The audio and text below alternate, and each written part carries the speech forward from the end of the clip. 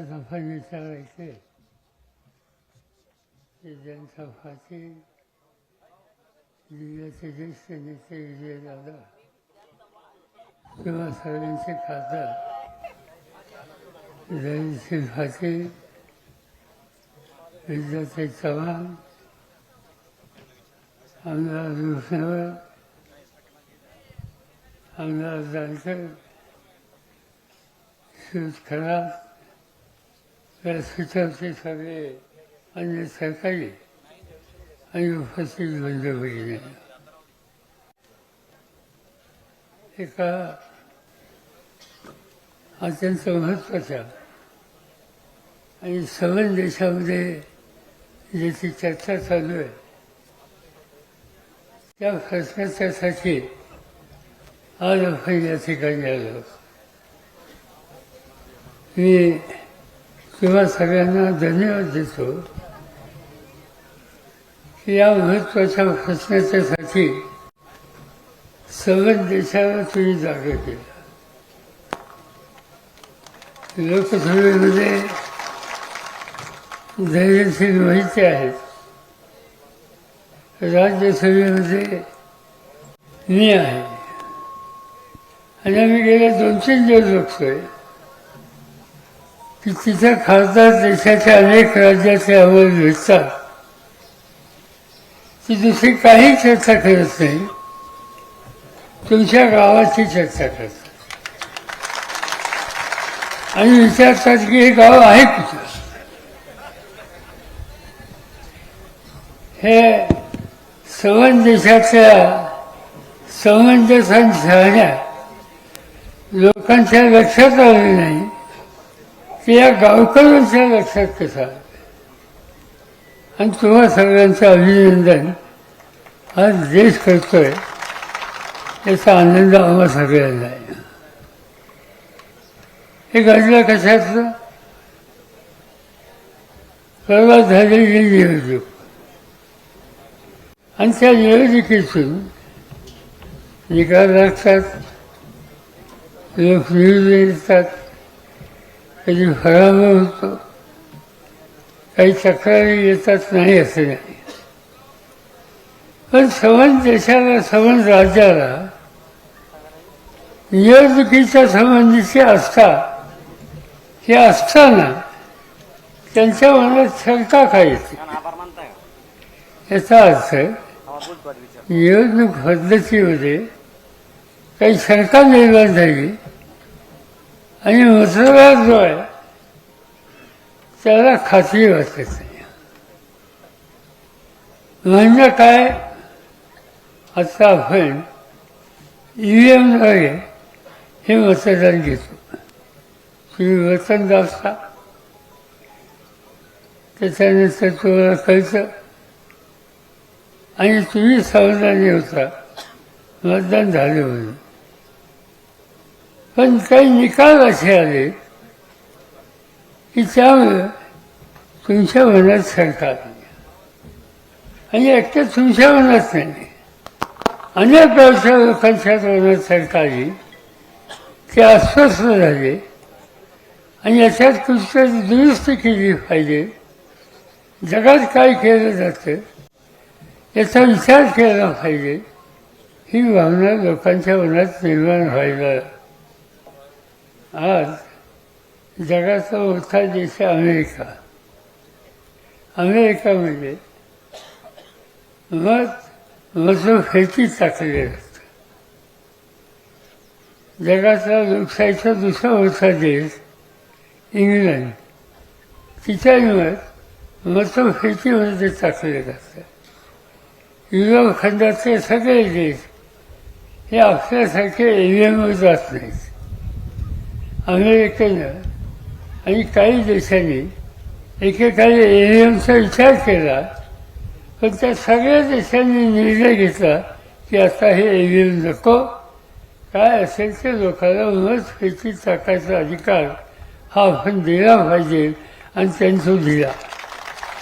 आता जग कसं आमचं घातलं का, आमच्याकडे शंका आली, त्या शंकेच्या लोक अस्वस्थ आहेत, काही गोष्टी दिसतात.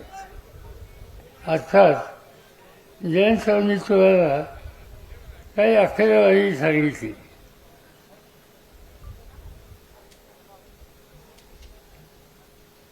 आणि त्याच्यामध्ये तुमच्या लक्षात आलं की याच्यात काहीतरी गडबड आहे. आम्ही काही माहिती गोळा केली. ती माहिती काय दिसते की लोकांनी मतदान केलं, पण किती लोक निवडून आले ह्याचे आकडे त्या मतदानासारखे नाही आहेत. आणि त्यामुळे साहजिकच लोकांच्या मनामध्ये ही मोठी शंका आलेली आहे. आता ही घालवायची असेल तर काय करता येईल? एकच गोष्ट आहे की आता देशामध्ये निवडणूक पद्धती ज्या स्वीकारलेल्या आहेत त्याच्यामध्ये बदल केला पाहिजे. आणि याच्याबद्दलची जागृती तुम्ही लोकांनी केली. मला काही काही गोष्टीचं आश्चर्य वाटलं. मी इथे यायचं ठरवलं 4-5 दिवसाच्या पूर्वी. आणि त्याचं कारण तुमचं मतदान झालं आणि त्याच्यानंतर तुमच्या मनात शंका आली आणि तुम्ही असं ठरवलं की आपल्या गावात फेर मतदान आपण घेऊ. ते अधिकृत नव्हतं, सरकारी नव्हतं. तुम्ही गावाने बसून ठरवलं की असं पुन्हा एकदा मतदान वेगळ्या पद्धतीने करायचं. आता हा तुमचा अधिकार होता, पण हा निकाल तुम्ही घेतल्याच्या नंतर पोलीस खात्याने इथं बंदी का केली? कोणता कायदा असा? आज या ठिकाणी मी भाषण करतोय, तुम्ही ऐकताय. उद्या पोलीस खात्याने इथं निर्णय घेतला की मी बोलायचं नाही आणि तुम्ही ऐकायचं नाही. हे कुठला कायदा? असं कुठं कायदा आहे? आणि असं असताना तुम्हाला इथे जमायचंच नाही.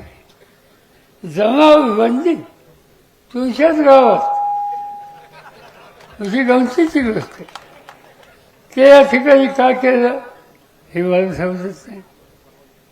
तुम्ही पुन्हा मतदान तुमच्या समाधानासाठी हा करायचा निर्णय घेतला,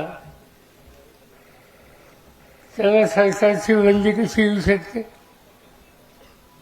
आणि तुम्ही हे केलं म्हणून तुमच्या खचले वेगळे. मला काही समजत नाही. खचला, काही गुन्हा केला, चोरी केली, आणखीन काय केलं, त्याचा खचला बरा. पण गावाने ठरवलं एका वेगळ्या दिशेने जायचं, त्यासाठी खचलं. आणि ह्या खचला सेंटरला माझी गावचे सरपंच आहेत, आपले आमदार जानकर आहेत, या सगळ्यांना विनंती आहे याचा रेकॉर्ड तुम्ही आम्हाला द्या. जमावबंदीचा रेकॉर्ड. इथे काय जो प्रत्यक्ष बंदी करून काय निर्णय राबवला त्याची माहिती आणि रेकॉर्ड. पोलीस खात्यातून तुमच्या केलेली खतरा केस त्याचं रेकॉर्ड. या सगळ्या गोष्टी आमच्याकडे द्या आणि आम्ही या ठिकठिकाणी नेणार कृती. महाराष्ट्रात निवडणूक आयोग आहे, त्यांच्याकडे तुमची तक्रार देऊ, राज्याच्या मुख्यमंत्र्याकडे देऊ, देशाच्या प्रधानमंत्र्याकडे देऊ, देशाचा केंद्रीय निवडणूक आयोग आहे त्यांच्याकडे सुद्धा देऊ. हे कशासाठी? आपण म्हणतो की महाराज मेल्याचं दुःख नाही, काळ सोकावतो. हे निवडणूक यंत्रणेचा काळ एकदा सोकावला की तुम्हा सगळ्यांच्या अधिकारावर संकट आल्याशिवाय राहणार नाही. आणि मग ही सगळी माहिती द्या आणि शक्य असेल तर तालुक्याच्या सगळ्या गावात ठराव करा की आम्हाला ईव्हीएमनी मतदान नको आणि आम्हाला जुन्या पद्धतीनं निकाल पाहिजे. आणि त्या ठरावाची प्रत उद्धवरावांच्याकडे द्या, ते आमच्याकडे देतील. धैर्यशीलराव आम्ही लोक त्यासंबंधी कुठं पोचवायचं त्या ठिकाणी ते पोचलं. हे मी बोललो तर काल मुख्यमंत्र्यांनी मला सल्ला दिला. त्यांनी असं सांगितलं की पवारसाहेबांनी हे करणं योग्य नाही. काय चुकीची गोष्ट की तुमच्या गावी येणं चुकीचं आहे, तुमचं म्हणणं ऐकून घेणं चुकीचं आहे. काही पद्धतीच्या बद्दल लोकांच्या मनात शंका आहे, ते शंकेची माहिती घेऊन त्याचं निरसन करण्याच्या बद्दलची काळजी घ्यावी हे चुकीचं आहे. शेवटी लोकशाही कशासाठी, लोकांचे अधिकार काय आहेत आणि ते अधिकार जतन करण्याच्यासाठी काय अडचण येत असेल तर लोकप्रतिनिधीने त्याच्या विरुद्ध आवाज उठवला पाहिजे. मी मुख्यमंत्र्यांना विनंती करतो, इथं आम्हाला राजकारण आणायचं नाही. आम्हाला इथं घडलं, इथल्या लोकांच्या मनात जी शंका आहे ती शंकेचं निरसन करायचं आणि असं कुठं होऊ नये की जेणेकरून निवडणूक यंत्रणेच्याबद्दलचा गैरविश्वास हा जनतेमध्ये येईल. एवढंच आमची भूमिका याच्यामध्ये. याच्यात राजकारण हे यत्किंचित सुद्धा काही करायचं नाही. आणि म्हणून मी सांगतो तसे ठराव करा. आम्ही ही सगळी माहिती राज्य सरकार, केंद्र सरकार, निवडणूक आयोग यांच्याकडे देऊ. शक्य झालं आणि मुख्यमंत्र्यांनी मान्य केलं तर मी त्यांना विनंती करेन की तुम्ही स्वतः या गावात या, लोकांचं म्हणणं ऐका, महिलांचं म्हणणं ऐका आणि त्यांच्या म्हणण्यात तथ्य असेल तर ते दुरुस्त करायच्या संबंधी त्यांना सरकारने द्या. हा आग्रह मुख्यमंत्र्यांच्याकडे करायला माझी किंवा उत्तमरावांची किंवा धैर्यशीलची अजिबात आमची अडचण नाही. या गोष्टी आम्ही करायला तयार आणि हे गोष्टी अत्यंत महत्त्वाच्या आहेत. म्हणूनच आम्ही सगळेजण आज या ठिकाणी आलेलो आहोत. आज पार्लमेंट चालू आहे. आता इथून आम्ही पुण्यात जाऊन, मुंबईला जाऊन पार्लमेंटमध्ये जाऊन हा विषय आज तुमच्या गावामध्ये काय चर्चा राहील हे कोणतरी आमच्या वतीनं त्या ठिकाणी मांडेल आणि या प्रश्नाला वाटप होते याच्याबद्दलची काळजी घेऊया. मी जाणकारांना धन्यवाद देतो. गेले काही दिवस त्यांना झोप नाही. गेले काही दिवस काही झालं तर तो हाच मुद्दा माणसात. मला माहिती नाही रात्री झोपेत ते काय बोलतात, पण माझी खात्री आहे की या प्रश्नाची सोडवणूक झाल्याशिवाय आमचा हा विधी स्वस्थ बसणार नाही आणि तुम्ही त्यांना स्वस्थ बसून देणार नाही. ही अवस्था त्यांची आहे आणि त्याबद्दल त्यांना मनापासूनचा मी धन्यवाद देतो. मी काय अधिक बोलून विचार करत नाही. इथं आल्याच्या नंतर माझ्या आत्ता लक्षात आलं की एकदा लोकसभेला मी उभा होतो आणि तुम्ही मला मतं दिली. मी मतं मागायला सुद्धा आलो होतो, न मागता तुम्ही मतं दिली. कारण मालखेड तालुक्यामध्ये विजयदादांच्या नेतृत्वाखाली प्रचंड मतं त्या काळामध्ये मला मिळाली होती. त्याला हे गावसुद्धा अपवाद नसतात आणि मग तेव्हा मतं दिली. त्याच्या आवाज उशिरा का होईना मी आज या ठिकाणी मानतो. तुम्हाला सगळ्यांची रजा घेतो आणि या कामाला आम्ही उत्तर मिळाल्याशिवाय आम्ही स्वस्थ बसणार नाही ही खात्री आपल्याला देतो आणि आपल्या सगळ्यांची रजा घेतो. जय हिंद, जय Maharashtra. Come on guys, hurry up. यार सुन ना, एक ब्रेक ले लेते हैं. Guys, I'm telling you, तुम लोगों को सही से ट्रैकिंग नहीं आता. But that's okay, you can learn. रोज का ढक्कन देना. तो ये रेड वाला है, सही वाला देना. अबे ढक्कन, पहले तो सही पानी पीना.